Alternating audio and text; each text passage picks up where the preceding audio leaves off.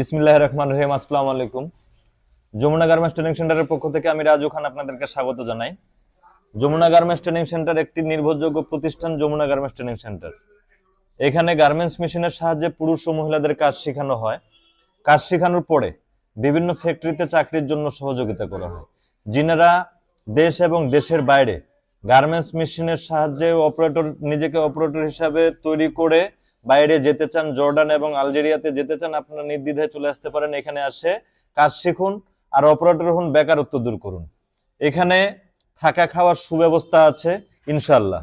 দেখুন, আমি এখন আপনাদেরকে দেখাচ্ছি ওভারলক মেশিনের ইনসিয়াম কিভাবে সেলাই করতে হয়, কিভাবে একটা বডিতে ইনসিয়াম সেলাই করতে হয়।